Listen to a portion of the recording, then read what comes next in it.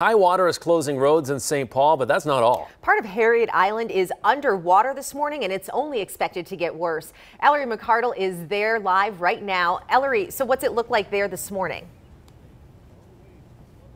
Yeah, so guys, as you're driving into the park, you'll notice that some roads are blocked off. Also, you'll immediately notice how high the water is here. I mean, look behind me and you can see this pavilion has a couple feet of water surrounding it. Now, in terms of the Mississippi River in St. Paul, right now it's just below 18 feet, but the National Weather Service predicts it will reach 20 feet by the end of the week. Now, I want to show you what this water is doing in this area. A lot of green space and sidewalks are now underwater at Harriet Island, and boats are now on shore. Over at Fort Snelling, some hiking trails are washed out too. The city of St. Paul prepared for flooding for at least a month, so now the water is finally here and it's really causing a mess. Now, if the river rises up to that 20-foot mark, that would be the highest crest here in the last 5 years. So certainly not the worst flooding St. Paul has ever seen, but also not a calm year either. In fact, we talked with the climatologist and he said that the gradual snow melt really helped things get to a point where it's not as bad as it could have been, but at the same time, it's only March. There's a lot more spring ahead of us here, guys. Yeah, sure is a lot more spring and a lot of concern for a lot of people. Thanks a lot, Ellery. Well, flooding concerns are spreading across the metro and beyond. Take a look at how the Sauk River is over its banks in Waite Park. Now, that's just a bit west of St. Cloud. Our thanks to Kathleen, who sent these pictures to us. If you're seeing flooding where you live, share your pics and video with us on our Facebook and on our Twitter pages. Here's your local morning rush. A Minneapolis man accused of being a serial rapist is behind bars, charged with 2 sexual assaults. But police warn Kenyatta Buckles could be tied to many more attacks on women. Prosecutors say the 24-year-old lured women to the Whittier neighborhood in South Minneapolis through an online dating app, megapersonals.com. Victims say he then raped them at knife point and stole their phones and wallets. Police say they are looking into at least 3 other cases that could involve Buckles.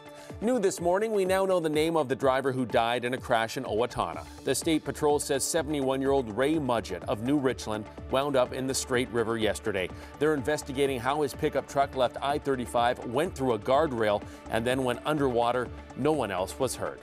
The countdown is on. We're just 2 days away from the Twins opening day. This morning, we're getting a first look at the new updates at Target Field's busiest gate. The upgrades at Gate 34 include more space inside the ballpark for people to walk around, more food vendors, and a bigger canopy to protect you from the weather. Let's go to Sven now for our One Thing weather.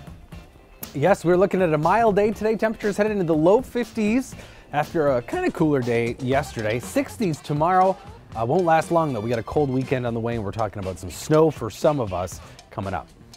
All right, let's take a live picture out of Washington, D.C. After years of debate on Capitol Hill, the nation's only major federal gun restriction will go into effect today. It applies to bump stocks. The change comes after the mass shooting in Las Vegas. The devices make semi-automatic weapons fire faster. Starting today, anyone in the U.S. who owns bump stocks could face a felony charge that carries up to 10 years in prison. Also happening today, the House will vote on overriding the president's veto of a resolution rejecting his border wall emergency declaration. That veto allows the president to reclaim the billions of dollars he wants to spend on a border wall. 20 states have already filed lawsuits against it, including Minnesota. Hold your phone while you drive? Well, you're allowed to right now, but it looks like that might change. That's right. The Senate has overwhelmingly passed the hands-free cell phone bill. Kaya Edwards is in St. Paul with what's happening at the Capitol this morning. Good morning. And families who have lost loved ones because of distracted driving, they are celebrating and calling this a victory, because not only did the Senate vote to move forward with hands-free driving, but the House did so too last week. But each chamber has its own version of the bill, and so one of the key differences that everyone's talking about, it's GPS. Yeah, the Senate's version would still allow you to use map apps, basically to type in addresses while you're driving. Now, coming up at 6:30, I'll go over some of the other differences, and we'll also dive into what needs to happen next in order for this to become law.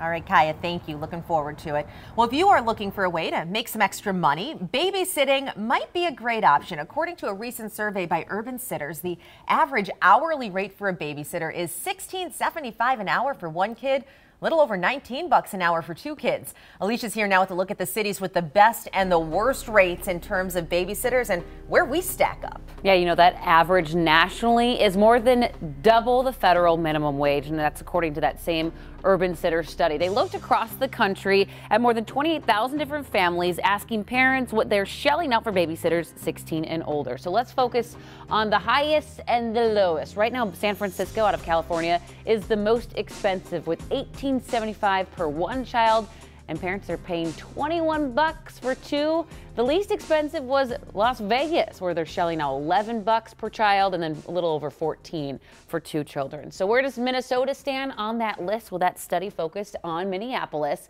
and that's $13.94 for 1 kid and then $14.68 for 2 kids, which is less than the average nationally. But we do have some tips for you to maybe help lower your babysitter budget. Here they are.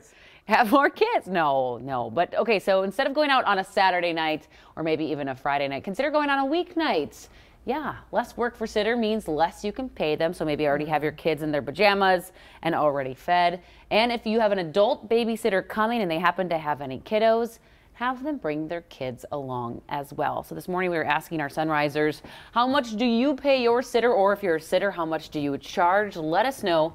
Use the hashtag Sunrisers. Yeah, I would say that's about right. In my experience, the babysitters in the metro want close to $15 an hour around there. That's expensive to me. I'm surprised it doesn't go up much more the more kids you have. Like, it's only 74 more cents on average if you have 2 kids than one. Yeah, I think, you know, that is interesting, but I don't often see people charging for that, you know, like buy the kid. It's just, it's so hard for parents. You want to try and have a date night, you're tacking on an extra $80 just I never was a babysitter, so I never experienced. It was family, where it's free. You don't charge family. Yeah. Well, still time. You're free Fridays and weekends.